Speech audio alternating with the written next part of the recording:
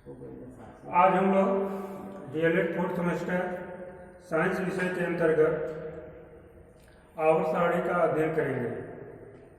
वैसे इसके पहले का क्लास आवर्त सारणी पर था, लेकिन वहाँ पे कुछ बेसिक चीज हम लोग जाने थे, जिसकी सहायता से आवर्त सारणी को हम समझेंगे।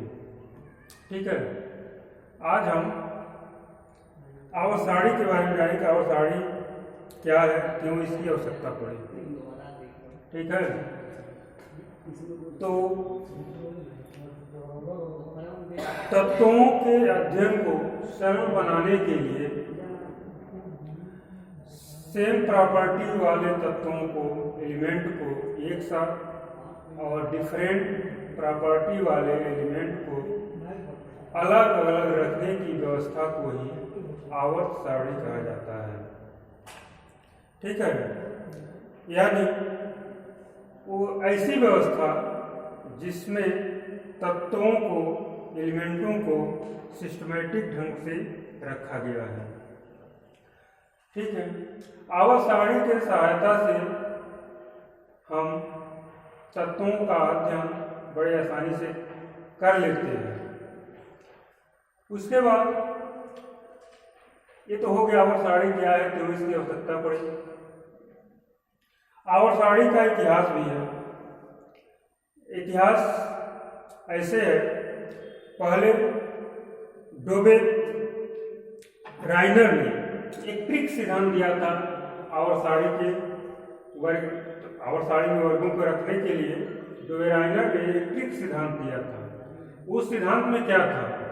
उस सिद्धांत में ऐसे था, तीन तत्वों का समूह बनाना था। तीन तत्वों का समूह बना था। वह समूह कैसे बनना था?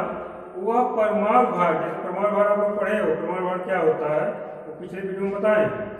परमाणु भार के बढ़ते हुए क्रम में रखा गया था। तो क्या मतलब है, रखने का क्या मतलब है?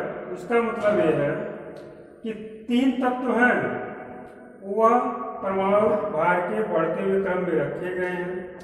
तो जो बीच वाला तत्व है, एलिमेंट है, उसका परमाणु भार पहले और तीसरे तत्व के औसत के बराबर होता है।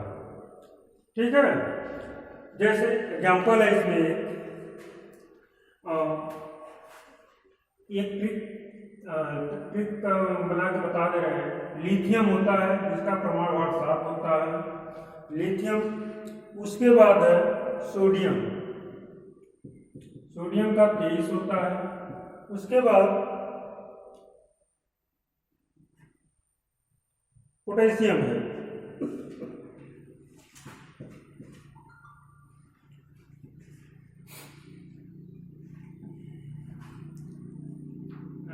इसका परमाणु भार 39।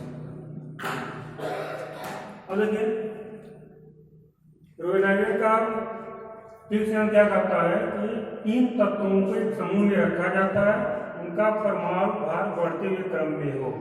अब आप देखिए, सोडियम का परमाणु भार जो है वो 23 है। तो कैसे 23 हुआ?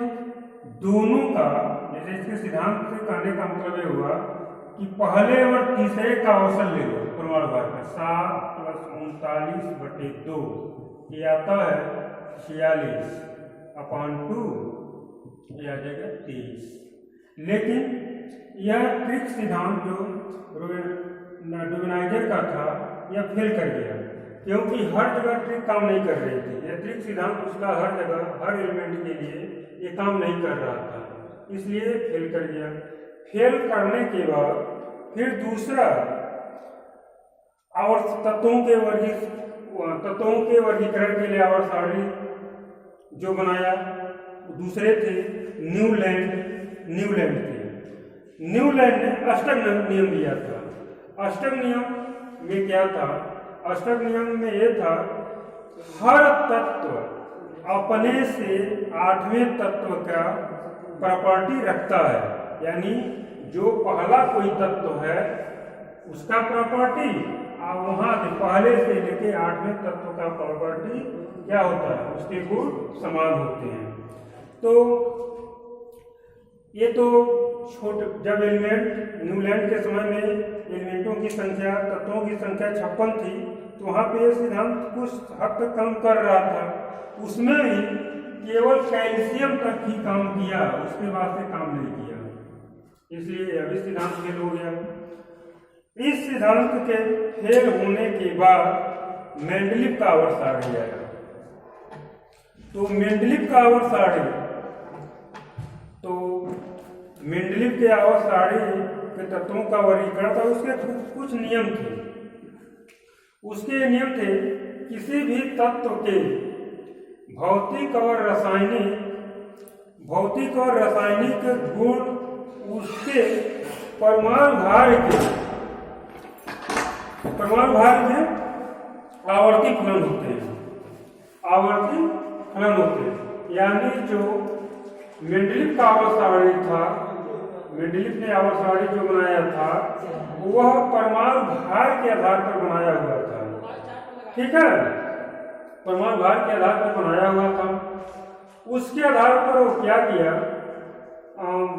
उसके समय में, यानी उसके सारणी में, आवर्त सारणी में 7 आवर्त थे और 9 वर्ग।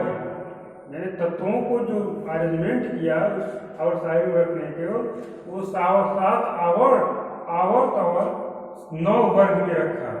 आवर्त मतलब 7 लाइनें, इस तरह की 7 खाने हैं, इसको आवर्त बोलते हैं, इसी को पीरियड बोलते हैं।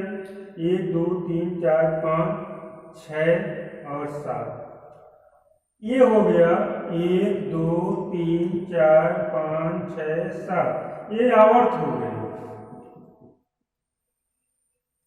ये आवर्त हो गए, ये आवर्त हो गए। पीरियड, ये तो आवर्त हो गए। वर्ग ग्रुप किस तरह का, जो एक, देखिए आवर्त जो है वो हॉरिजॉन्टल लाइन है, लेकिन जो वर्ग है वह क्या है, परपेंडिकुलर है, इस तरह से। कुछ बीच में छोड़े हुए हैं,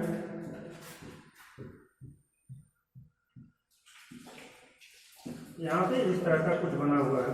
7 आवर्त मतलब 1 2 3 4 5 6 9, यानी ये जो हुआ हमारा इधर जो हुआ, ये हुआ हमारा वर्ग। यानी मेंडलीव की आवर्त सारणी में तत्वों का जो अरेंजमेंट है 7 आवर्त और 9 वर्ग में है। ठीक है, उसके बाद मेंडलीव ने जब आवर्त सारणी को बनाया तो उसमें कुछ जगह छोड़ दिया था, जगह पर एलिमेंट में वो अपना अरेंजमेंट कर दिया था, लेकिन कुछ जगह छोड़ा था। उसका मतलब क्या था, कुछ जगह छोड़ने का मतलब ये था, कि उस समय वह एलिमेंट ज्ञात नहीं थे, उस समय वह एलिमेंट ज्ञात नहीं था, वो बाद में उसको भरा गया। बाद में जब वो एलिमेंट खोज लिया गया उस परमाणु भार का, जैसे मान लीजिए यहाँ पे खाली था, ये खाली था, यहाँ खाली, और सब भरे हुए थे, लेकिन बाद वाले तो भरे थे, पहले वाले नहीं भरे थे। कहने का मतलब है कुछ परमाणु भार वाले तत्व जो होते हैं वो खोजे ही नहीं गए थे, वो मेंडलीव के आवर्त सारणी के बाद ही खोजे गए, बाद में उसको हम फिलअप किए, मतलब उसमें मेंडलीव के आवर्त सारणी में रखा गया। ठीक है, उसके बाद मेंडलीव के आवर्त सारणी में कुछ कठिनाइयाँ इसमें भी थी। जैसे कुछ कठिनाइयाँ ऐसे थी कि कुछ तत्व ऐसे थे जिनका परमाणु भार ज़्यादा था, लेकिन उसको पहले रख दिया था। ठीक है, कुछ का कम था, उसको अधिक वाले से बाद में रखा गया। ये सब कठिनाइयाँ थी। इन सब कठिनाइयों को दूर करने के लिए 1913 में आधुनिक आवर्त सारणी का विकास हुआ और इस आवर्त सारणी को बनाया था मोजले ने। और क्या आधार लिया था, वो आधार लिए थे परमाणु क्रमांक। प्रमाण भार नहीं। मोजले का जो आधुनिक हम लोग आज जो आवर्त सारणी को पढ़ते हैं वो आधुनिक आवर्त सारणी ही है, ठीक है। वह परमाणु क्रमांक के आधार पर उसको अरेंजमेंट तत्वों का अरेंजमेंट उसमें हुआ है। तो मोजले के आवर्त सारणी में आवर्त तो 7 हैं लेकिन वर्ग हो गए हैं 18, ठीक है। अब इसके बाद मोजले का आवर्त सारणी को विस्तार पूर्वक अगले वीडियो में हम लोग पढ़ेंगे। आज तक अभी तक मतलब मेंडलिक का पढ़े, अब इसके आगे आधुनिक आवर्त सारणी को हम लोग पढ़ेंगे अगले वीडियो में।